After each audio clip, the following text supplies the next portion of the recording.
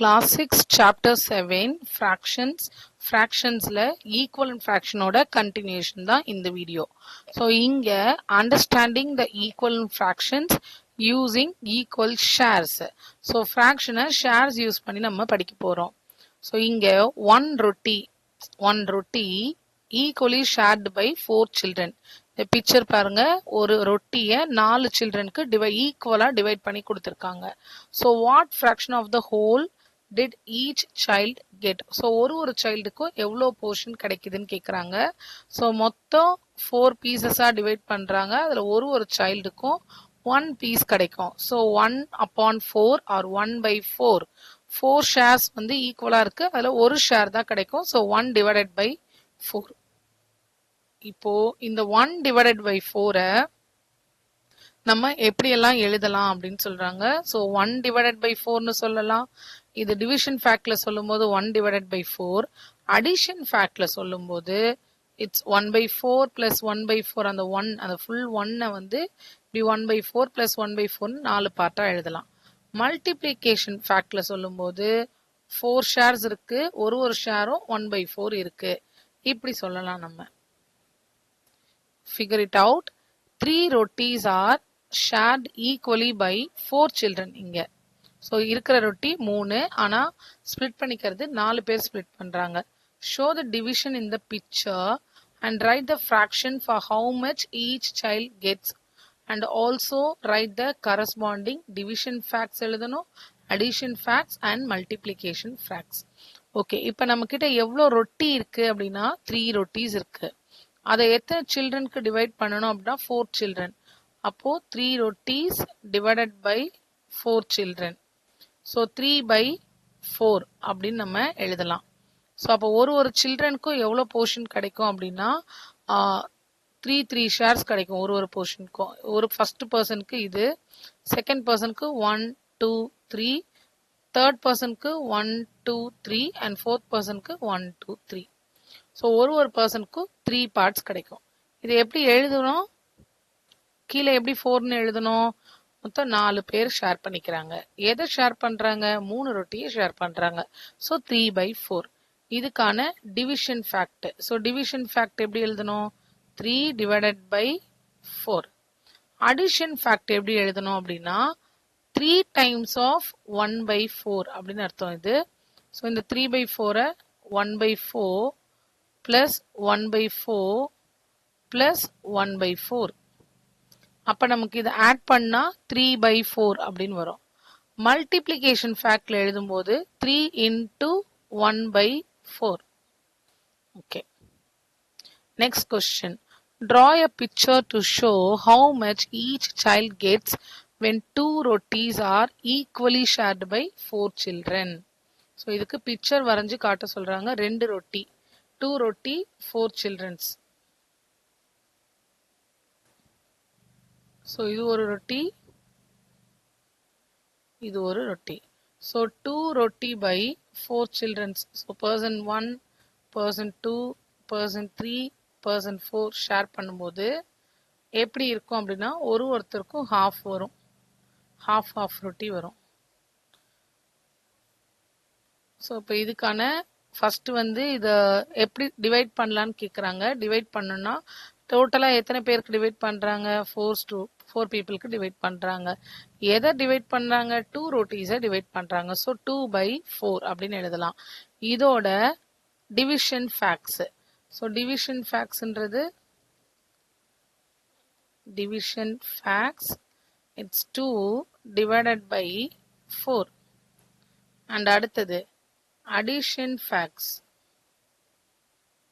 Addition facts எப்படி எழுதணும்? It's 1 by 4 plus 1 by 4. 1 by 4 plus 1 by 4ன்றது 2 by 4. அடுத்தது மல்டிப்ளிகேஷன் ஃபேக்ட்ஸ். ஸோ மல்டிப்ளிகேஷன் ஃபேக்ட்ஸ்னா 2 into 1 by 4. ஸோ மல்டிப்ளிகேஷன் ஃபார்மேட்ல எழுதியாச்சு. Okay, next question. Anil was in a group where 2 cakes were divided equally among 5 children. How much cake would Anil get? So இங்க 2 cakes இருக்கு. For example இங்கே வரைகிறோம். Cake number 1, cake number 2. இந்த 2 கேக்ஸை எத்தனை children share பண்ணுறாங்க அப்படின்னா மொத்தம் 5 children's. 1, 2, 3, 4, 5. So total எத்தனை ஷேர்ஸ்? 5 ஷேர்ஸ். எதை டிவைட் பண்றாங்க? 2 கேக்ஸ். ஸோ 2/5 அப்படின்ற அந்த போர்ஷன் தான் அனிலுக்கு கிடைக்கும். So Anil get 2/5 part of cake. Okay, இங்க group 1 group 2 ரெண்டு கொடுத்திருக்காங்க. So the share of each child is same in both these situations. So மேல நமக்கு என்ன கொடுத்திருக்காங்கன்னா 2 கேக்கு 5 சில்ட்ரன், கீழே அதே மாதிரி 2 பார்ட்டு 5, இன்னொரு 2 பார்ட்டு 5 அப்படின்னு கொடுத்திருக்காங்க. So let us examine the share of each child in the following situation. One roti is divided equally between 2 children. அப்படின்னா என்ன வரும்? 1/2. அடுத்தது 2 rotis are equally divided among 4 children. So அதை வந்து 2/4 எழுதலாம். 4 children 2 rotis. அடுத்தது 3 rotis and 6 children. So 6 children 3 rotis. So இதெல்லாம் நம்ம வரைஞ்சிட்டு கீழே வரைஞ்சிருக்காங்க. ஸோ 1 roti 2 children, அப்போ ஒருத்தருக்கும் half கிடைக்குது. 2 rotis 4 children அப்படின்னும் போது 2/4, ஒவ்வொருத்தருக்குமே 2/4 2/4. 3 rotis with 6 persons போது ஒவ்வொரு பர்சனுக்குமே 3/6 3/6 அப்படின்ற அந்த போர்ஷன் கிடைக்குது. இப்போ இது வந்து ஈக்குவலண்ட் ஃப்ராக்ஷன்ஸ்.